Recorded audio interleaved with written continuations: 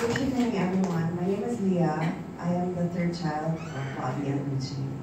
So a lot of you would like to know what exactly happened last Tuesday. So it was a typical Tuesday. It was a typical day. I called up my mom because I'm currently based in Seattle, Washington.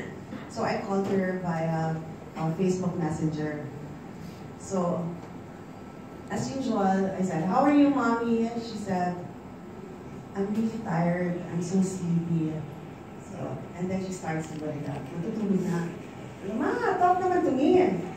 Kasi, sige. Tapos sabi ko, let's do some exercises. So, it's like when your voice sounds raspy, so maybe kailangan i-stretch yung lungs mo. Well, let's exercise a bit. Pero nakaupo lang siya, and then she started.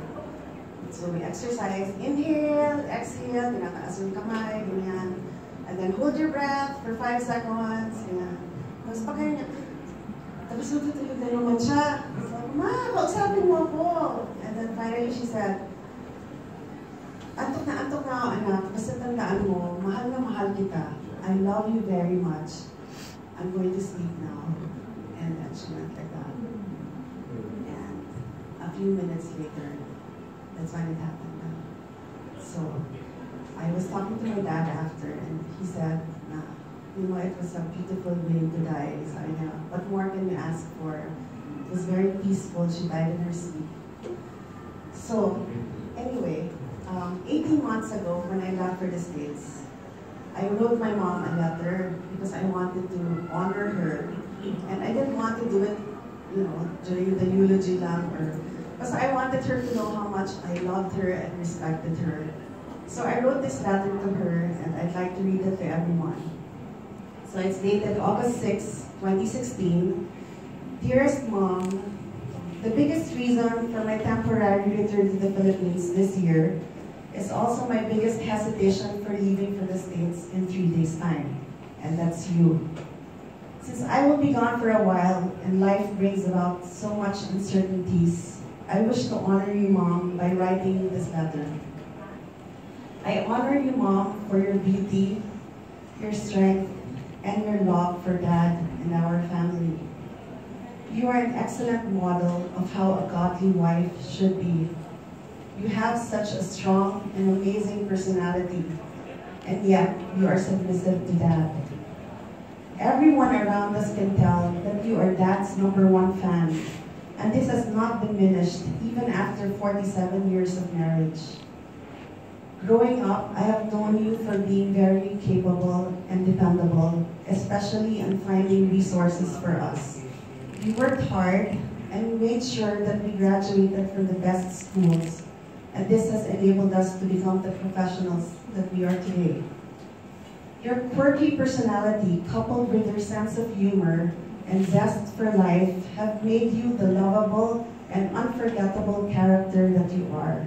I can write a book of all your quotable quotes about beauty, marriage, and all the other random things we talk about. With you, Mom, there is never a dull moment.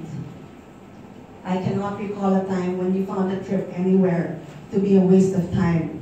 You always made sure that we make the most out of every situation. You even told me that whenever you are forced to attend an event you didn't really feel like going to, you and Dad would always say to each other, "Let's have fun," and it always worked. One of the most important things I've learned from you is the importance of being beautiful inside and out. You have taught me to always try to look and talk intelligently while being gracious and charming as a woman should be. That is my goal now, Mom, to be a beautiful woman full of grace, and that is because of what you taught me. You are an amazing woman, Mommy. I cannot think of any other woman who is more incredibly interesting than you. You are so full of remarkable strength that even though you are not in the peak of health nowadays, this hasn't stopped you from continuing to dream of still driving to places, going dancing with Daddy, continuing to work, and even traveling abroad. I can always count on you to be honest, brutally honest in fact. You are funny even when you're not even aware of it. and you are most probably the biggest source of this family's great sense of humor. I could not ask for a better mother. Otherwise, my life would not have been as interesting and wonderful because I grew up with a mother who is interesting and wonderful. I want you to know that you are my inspiration, Mommy. I love you and I will always be here for you, even across the miles. Thank you for everything. Love you. So that was my letter. But I don't want to end it there naman. So, kasi my mom is known for her funny quotes. You know, she's very brutally frank. So over the past years, I've made an album in Facebook on her quotable quotes. So on her 71st birthday, this is what I wrote. There are so many wonderful, wonderful things about my beautiful mother. Because it's her 71st birthday today, as a tribute, I decided to post some of her most memorable quotes said to me since childhood. I'm sure a lot of you also have memorable quotes from my mother. So this was my mom looking at the mirror back in 2015. She said, "We are lucky it's in our blood, anak. Habang tumatanda ang mga babae sa pamilya natin, lalo gumaganda. Tandaan mo yan." And when I was in 3rd and 4th grade, she said to me, "Huwag kang mag-alala, anak. Pag dalaga ka na, ipapa-nose lift kita." This is in reaction to Maya's constant teasing that my nose is as big as kamatis. That's right. During my college days, she said, during my college days, "You should wear shorts all the time para hindi mapansin yung pimples sa mukha mo."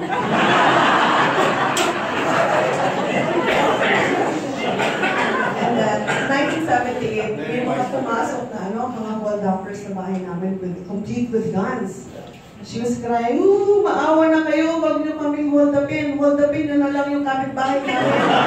Ito na lang kayo, mas mayaman yun."